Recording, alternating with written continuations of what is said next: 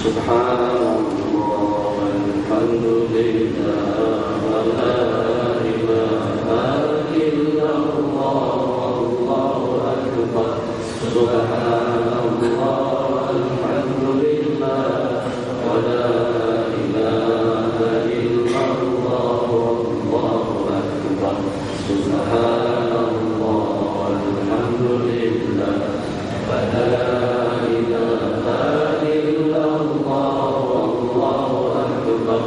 Subhanallah walhamdulillah wa la ilaha illallah wallahu akbar.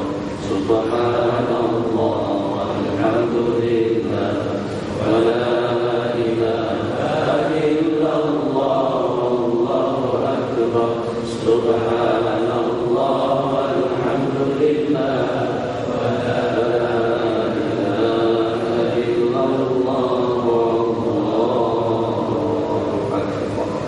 Bismillahirrahmanirrahim. Alhamdulillah wassallallahu wasallam ala sayyidina Muhammad wa ba'd. Rabbi yassir wa la tu'assir, Rabbi amin bi khair.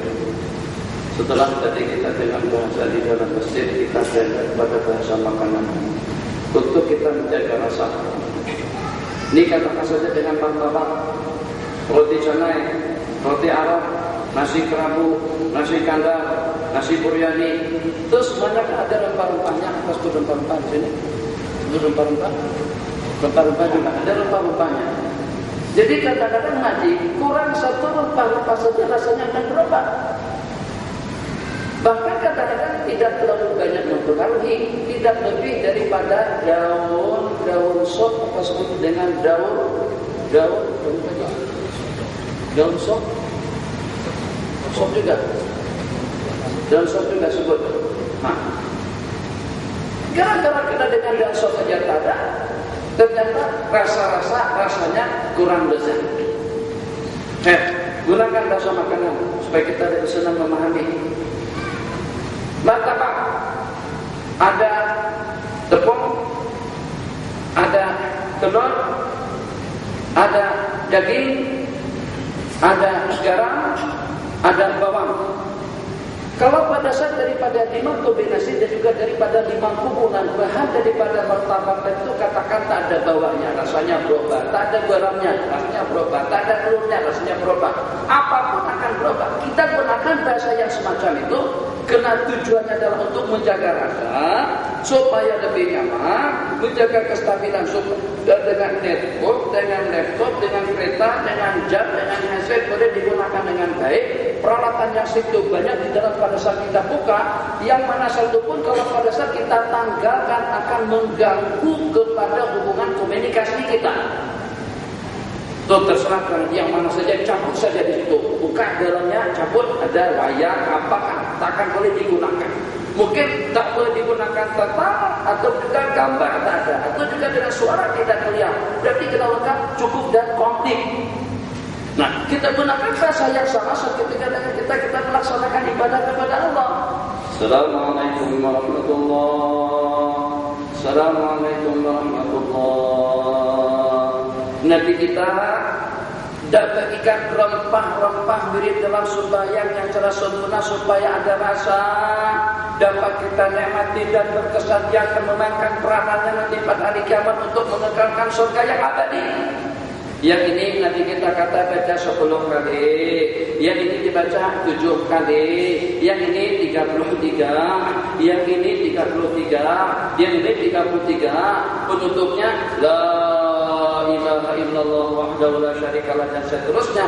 Tadi baru kurang garam 1 saja buat masakan kita jadi tidak sedap. Mungkin saja pelanggan kita akan berkurang dan mungkin restoran kita akan ditutup gara-gara kena garam. Bagaimana kalau pada itu dengan sajian ibadah, yaitu pada hakikatnya untuk mengamankan surga kita di sisi Allah pada saat tidak lengkap. Mungkin dengan rukuknya tidak tatma'nina, mungkin sujudnya tidak sebagaimana yang dikehendaki oleh Allah. mungkin juga dengan bacaannya, mungkin juga dengan berdirinya, mungkin juga dengan duduknya. Tengok dengan amalan dan baca-bacaannya selepas sembahyang, setelah maghrib dan juga setelah subuh, supaya kita dapat mengamankan waktu, kesehatan, tenaga, keluarga, putra putri tidak ketinggalan.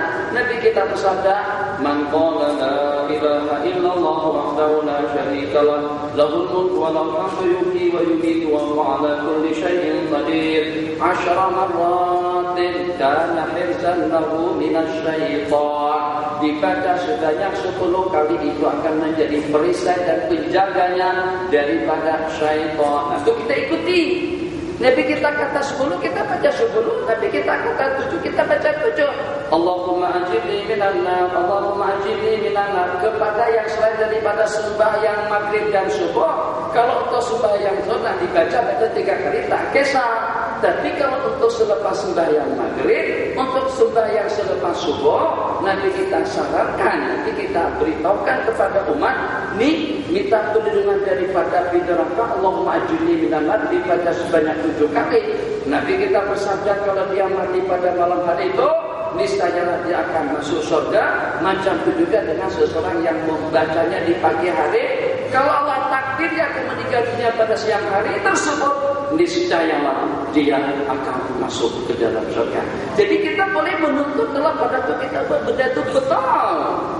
Nah, jadi kadang-kadang mungkin kena faktor pengajian, kadang-kadang mungkin kena faktor pekerjaan, mungkin kadang-kadang kena kesibukan, atau hal-hal yang seumpamanya. Kadang-kadang itu yang membuat kita tidak kurang bijak, membuat kita kurang bijak kepada diri pribadi kita masing-masing. Tidak ada sopnya rasa tidak lengkap, tidak ada kentangnya rasa tidak cukup, harus ada kecapnya, harus ada sambalnya, harus ada limaunya, harus ada apanya. Itu kalau pada itu kita nak makan laksa dengan laksa lain kan? Laksa sama lain, tapi kuahnya sama ikan juga kan, kuah ikan. Pikir apalah, salah sedikit masalah aja masuk dalam perut juga. Sedap tak sedap pun mengenyangkan juga sebenarnya. Tapi itulah selera. Kita memilih-pilih tuan aja, restoran di bersampingan. Tak lagi kita makan di restoran situ. Kenapa? Sebab garamnya kurang sedap rasanya. Tuh, restoran hak sebelah. Ya Allah, bayangkan deh, ada dengan sebagian kita menempuh jarak sampai 2, 3, 40, 5, 60 km hanya untuk urusan makanan saja, tuan aja. Bagaimana nanti kalau pada hari akhirat kata mereka, tuan haji, masjid masyarakat tidak batu, jangan haji tak pergi. Untuk makan pergi ke Ampang, terus turun pergi selalu senantiasa datang ke Ampang kan? Hah? Tidak, kalau saya di kawasan Ampang kan? Oh, pergi restoran Arab yang mana? Kan ada nasi mandi sudah gitu tuh, nasi mandi, nasi bukhari, nasi kapsa dan lain sebagainya. Ada kan? Yang dekat Masjid Ba'alwi. Tuh ramai, semuanya siang malam ramai, banyak orang makan di situ.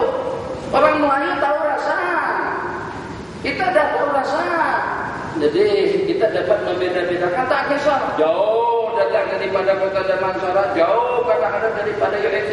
Kadang-kadang kita pergi ke petani, makan mana? Itu yang apa? Itu yang ajendah tuh. Mahal sekali makan, 30 ringgit tak cukup, bayar ratus-ratus ringgit, tak kisah lah. Sudah. Yang penting nikmat. Makanan 30 km jauh dari USD kemari ke Ampang atau ke Petali, insya Allah lebih daripada 30 km. Hanya sangat berusaha makanan saja. Di Kalimantan Indonesia, di Jawa ada satu tasik Tasik Malaya. Di situ ada satu restoran, masya Allah, kalau kita makan, insya Allah tidak akan ada sakit bagi. Kalau ada sakit bagi pun, di restoran itu di tengah-tengah kolam ikan, semua jenis ikan ada di situ. Jadi kita tinggal terserah nak mana ya, satu yang kita nak buang, nasinya kah, lauknya kah, sayurnya kah, yang mana satu itu ikan. Berebut ikan itu berebutkan makanan. Jadi soalnya kita makan itu bukan kita sedapnya, ikannya ramai. Kalau ikannya ramai, kan ikannya banyak. Kita salah-salah bu. Sebut ramai dengan banyak sejak salah sudah tak sedap didengar. Tapi kalau pada tuh tersalah sedikit dengan sembahyang kita, dikit sedikit tak salah, kurang lebih saja. Itu masalahnya. Itu masalah kita. Jadi tadi saya katakan, Nabi kita kata 7, kita baca 3. Nabi kita kata 10, kita baca tidak cukup. Nanti hari akhir kita menuntut, ya Rasulullah, mana abuan yang tadi janjikan kepada kami? Nabi kita kata, abuan yang mana? Tuh yang selepas maghrib, tuh yang lepasnya subuh. Nabi kita kata tak cukup syarat. Jadi supaya kita hadir dalam kehidupan sehari-hari, macam mana kira-kira dengan prostok kalau letak di belakang saja tak masalah kan? Tak masalah kan? Kenapa letak di sini? Sini kalau satu masalah Allah. Kalau dipindahkan pun tidak ke bawah. Tapi jarang-jarang mungkin ada orang letak terus di belakang. Kenapa? Sebab itu menyalahi cara berhias dan berdandan. Macam itu juga dengan gelang, macam juga dengan subah. Belum ada lagi dengan seseorang yang meletakkan subah ke kepala. Yang namanya kalung di leher.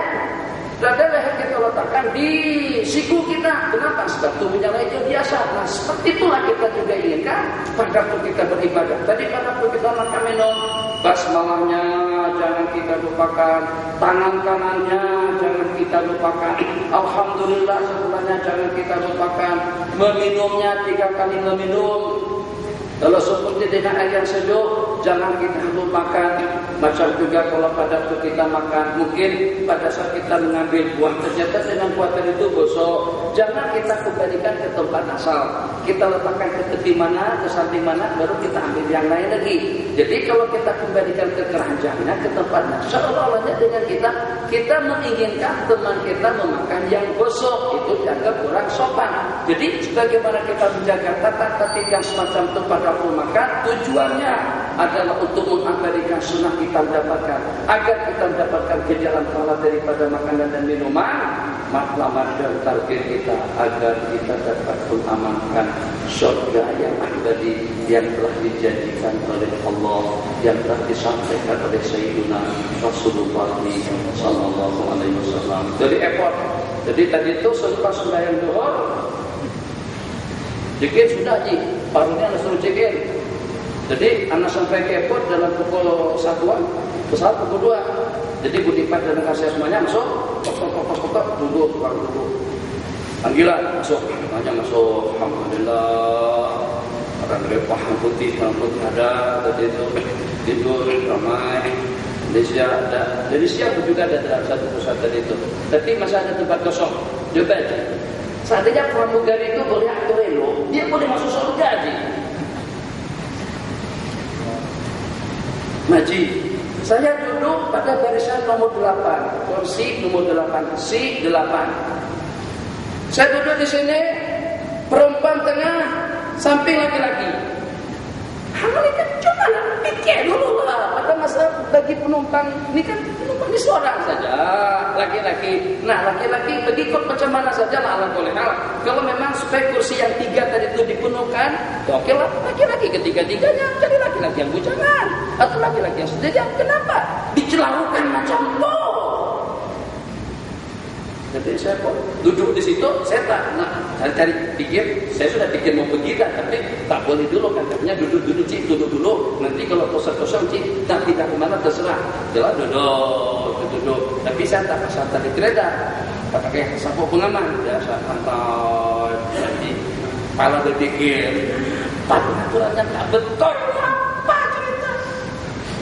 Mesti senang, duduk. Jadi kita tak kisah. Kalau kita duduk sama laki-laki, kita lebih senang, lebih selesa. Nak kena sikut menyandar macam tu kan. Tapi kalau pada perempuan di samping, jadi kita nak letak sikut, masalah tak letak lengah. Jadi macam mana Haji? Bagi solusinya, bagi jawabannya. Jadi kenapa mereka petugas kawasan itu tidak aturkan secara elok laki-laki untuk laki-laki, perempuan untuk perempuan lain. Kalau satu keluarga lain, kalau dengan pasangan 2 laki ini tak kisah. Jadi boleh masuk surga itu dari mana? Daripada pentertiban penyusunan penumpang tadi itu. Masya Allah, tabarakallah. Akhirnya setelah dia tutup pintu tadi itu masih banyak kursi di depan setengah kosong. Saya pun langsung pindah dapat ambil 3 kursi sekali. Tidak 3 kursi. Saya angkat nih, letakkan tangan. Bismillahirrahmanirrahim. Saya tidur lagi dalam pesawat tadi itu, lepas makan, itu hampir sampai ke sini. Dia kejutkan pada kosong nak mendarat di RCC. Nah, itu cerita di pesawat. Jadi pesawat lagi dah tunggu, berangkat. Sampai dekat sini tengok orang main bola sepak. Ini dekat maghrib dah. Ini waktu ijabah. Nah, ini yang saya maksud. Berarti kita dalam bersukanan kita tidak mengamankan surga kita yang abadi di sisi Allah. Ini seminggu nih maji seminggu. Hari Ahad sudahnya dengan kita toleransi sungguh dengan non-muslim. Sehingga hari cuti mereka kita bercuti, tapi hari cuti kita tidak bercuti. Hari cuti kita hari Jumat. Nih jangan dikaitkan dengan pemerintah, tak pemerintah, kerajaan hijau, kuning, biru, tak ada kisah. Kita tetap mengamankan surga kita tadi itu. Tadi perbincangan kita. Jadi apa yang kita tengok hari Ahad kita bertoleransi subuh sehingga dengan kita cutikan semuanya, tak ada aktiviti, tak ada kegiatan, tak ada office, tak ada pasar, tak ada jualan, tak ada negosiasi, semuanya tidak ada. Karena pada hari cuti raihkan sungguh non-muslim, Kristen dengan Yahudi pada hari Sabtu, Kristen pada hari Ahad. Hari Jumat hari kerja. Ya Allah ya Rahman, kalau saya malaikat tengok dan bercakap dan kita mesti malaikat itu akan menangis. Kenapa? Karena kebanyakan pendapat daripada ulama waktu ijabah pada hari Jumat itu adalah selepas sembahyang asar. Tadi itu main takraw, main bola sepak. Saya tengok ada yang main takraw, main bola sepak. Ada yang di taman tadi itu masih sibuk lagi ya Allah. Jadi kalau kita tengok bukan kita capuk, kita boleh capuk nanti. Ini bukan orang China, bukan. Orang Melayu. Kenapa kita menjemakan yang paling mulia di sisi Allah? Hari Jumat Naji, hari yang paling mulia. Kita disuruh untuk beribadah sebanyak-banyaknya. Tidak kurang daripada 70 amalan yang patut diamalkan pada hari Jumat. Salawat dan salamnya kepada baginda Nabi. Surah Kahfi, Yasin dan Dukhannya. Sedekah dan tahajudnya. Zikir dan ibadahnya. Kemudian dengan pakaiannya, seragam, wangi-wangiannya.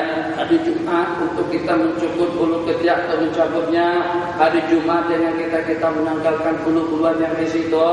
Hari Jumat kita disuruh secara khusus berwangi-wangian. Hari Jumat dengan kita disuruh secara khusus untuk mandi sebelum kita ke masjid. Hari Jumat kita disuruh berpakaian serba putih. Hari Jumat dengan kita disuruh pergi awal. Hari Jumat dengan kita disuruh mendiamkan diri mendengar khutbah yang disampaikan. Banyak lagi perkara-perkara dituntut. Dan pada hari itu nanti kita bersabda terdapat sa'atu ijabatin, waktu ijabah nak minta apa saja Allah akan bagi. Ternyata waktu ijabah tadi itu ada yang mengatakan pada masa hadis duduk atas mimbar, ada pendapat mengatakan antara dua khutbah, tapi kebanyakan pendapat ulama selepas sembahyang asar.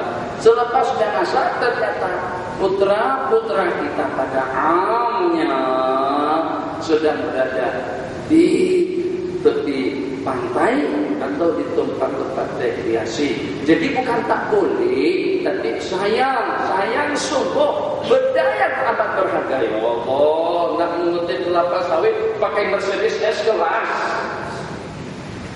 Ini mahal nih, gunalah program mira, gunalah kancil, Jeep Suzuki itu yang naik gunung naik putih kelapa sawit. Jangan guna Mercedes S-Class. Berapa harga sawit? Dimasukkan ke dalam kosin di dalam lagi. La ilaha illallah.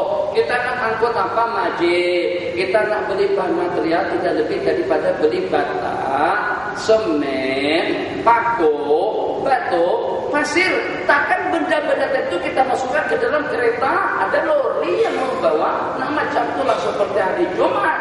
Saat ketika kita gunakan hari yang mulia tersebut dengan aktiviti-aktiviti yang kurang elok atau kurang sopan ataupun juga yang kurang wajar, lebih sejahtera. Jadi 15 menit saja selepas azan, hampir dalam 25 menit. Bagi membacakan yang nak bertanya dipersilahkan, tanya anak bebas. Bismillahirrahmanirrahim. Kita simpan pertanyaan dari mana tuh? Dalam ada naik pulang bila. Assalamualaikum Syekh.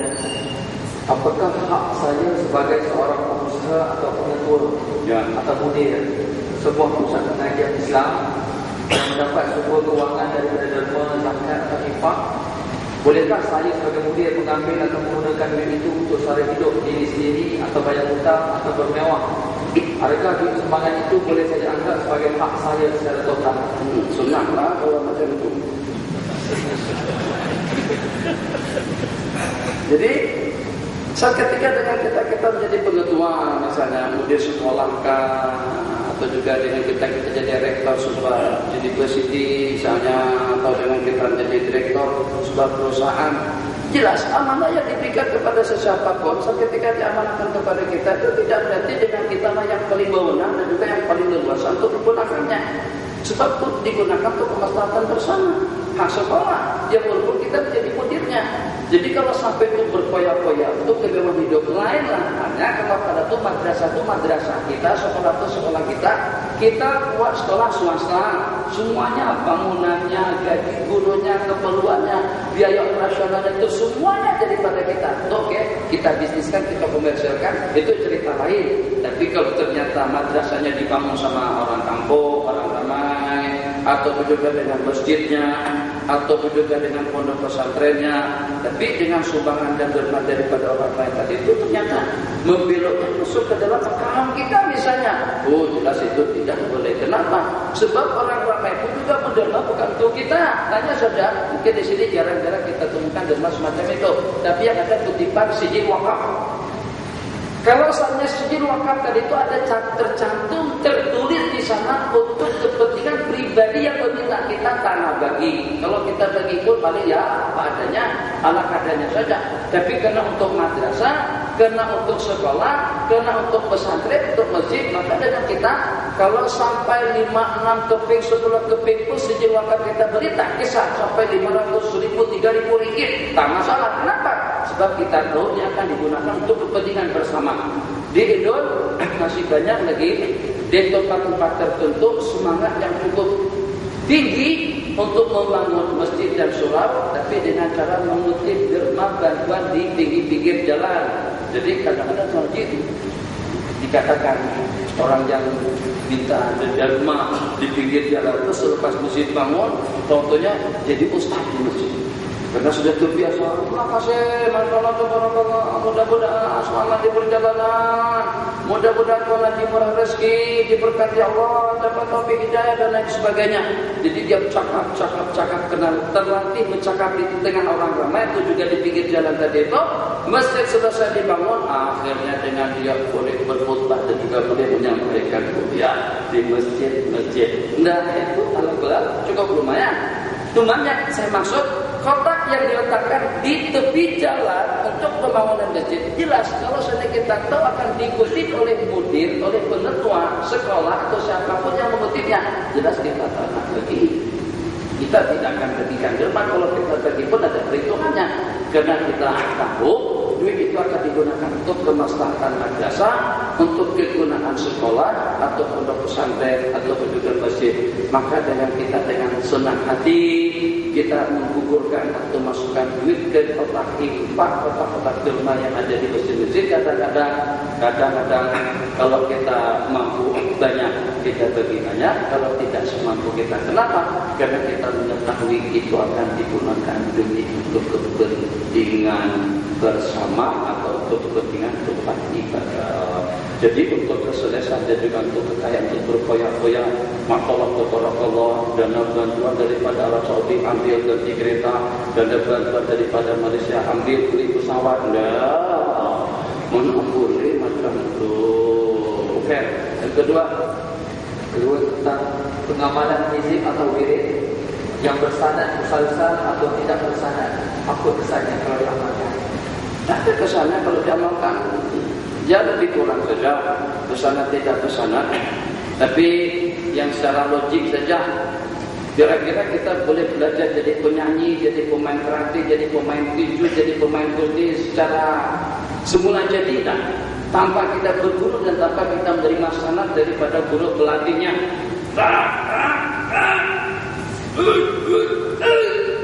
Macam tu, mesti kita turun kepada dengan pelatih kita tengok yang sudah bukan saya sebutkan, yang kuning, yang hitam, yang merah, yang apa, yang biru. Jadi tak ada orang beli bukunya. Bukunya ada dijual di untuk ilmu gratis, silat dan itu ada dijual. Tapi kita rasa gapos kalau kita tak ada bersanad. Itu saja ada sanadnya. Nak masak pun ada sanadnya. Mana buktinya? Kita berjumpa dengan tukang masak. Tanya dulu. Tanya. Itu sanad kita mau masak. Macam juga dengan mengundi baju dan pakaian. Kita berjumpa dengan orang yang pandai mengundi pakaian. Jadi kita belajar macam mana cara mengundinya atau mengukurnya. Itu juga ada sanadnya. Jadi memang agak susah sedikit lah untuk kita pahami tentang perbedaan yang bersanad dengan yang tidak. Bersanadnya ada tanda dan bukti bahwa kita mendapatkan suatu amalan itu bersambung dengan silsilah rantai syaratnya itu kepada penulis atau penyusun atau juga kepada Rasulullah SAW. Jadi katakan saja seperti tadi al-baqiyatus shalihah subhanallah walhamdulillah wa la ilaha illallah wallahu akbar.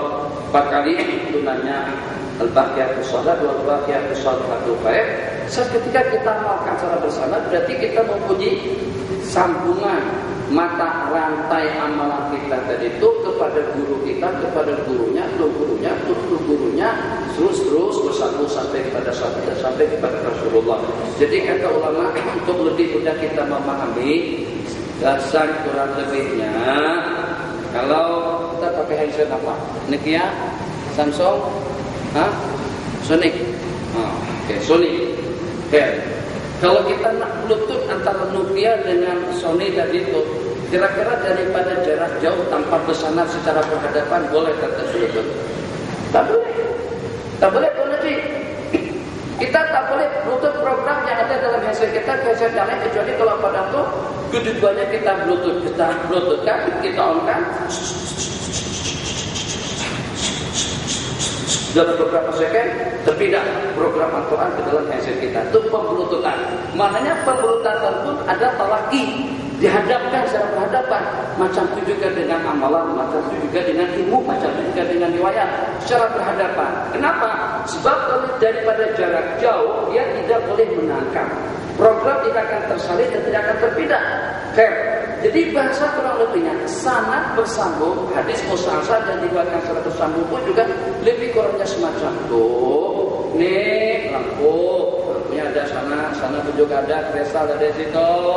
Peralatan elektronik ada lengkap semuanya di dalam masjid. Pada saat kita tidak hubungkan dengan sentralnya di mana kita tak tahu, mungkin adanya itu di Bukit Jadil, atau adanya di Sepang, atau adanya di Pahang, kan ada wayar tali penghubung. Yang walaupun wayarnya sudah terhubung, tapi kalau dengan switchnya tidak kita on-kan, dia tidak akan menyala. Nah, macam tulang ketinggiannya juga dengan amalan. Amalannya ada, bacaannya ada, zikirnya ada, sanad itu apa namanya? Sanad itu sebagai tali penghubung. Seperti dengan karang daripada sentralnya akan terhubung kepada peralatan elektronik yang ada di Masjid Mu'adz bin Jabal. Kalau tanpa peralatan wayar yang menghubung atau dengan karang yang tersambung dengan switch yang kita on kan tadi itu, dia tidak akan menyala. Itu tak boleh digunakan, lampu api tak boleh digunakan, semuanya tidak boleh digunakan. Kenapa? Karena tidak terhubung. Itu bahasa kurang lebih tentang sanad. Yang lain di sini, Tuan Haji, silakan. Bismillahirrahmanirrahim. Assalamualaikum warahmatullahi wabarakatuh. Bagi tuan saya, soalan saya umum. Dalam apa yang berlaku sekarang ini, di mana terjadi keadaan di mana fitnah menuduh, dan apakah harus saya, pada orang melakukan, saya yang mau mengatakan Allah, saya mau datang sembahyang, saya mau terlibat dengan perkara ini, apa yang harus saya lakukan? Ada yang saya harus membaca cerita itu, atau buat tak tahu saja? Kalau tak baca pun kedengaran telinga kita. Sekarang bukan setakat dibaca, dia nampak dengan tulisannya, dia nampak dengan gambarnya, dia nampak dengan bunyinya. Kalau kita tak nak baca pun ada yang membacakan. Kalau kita tak nak pun ada yang memberitakan. Itu masalahnya. Jadi kita tidak dibuat Tuan Haji. Kalau kita tinggal di satu kubu, di satu gua, jauh daripada di luar masyarakat, kira dengan kita boleh mengawal segala-galanya. Sekarang semua benda itu masuk ke dalam rumah kita masing-masing. Tanpa kita sadari.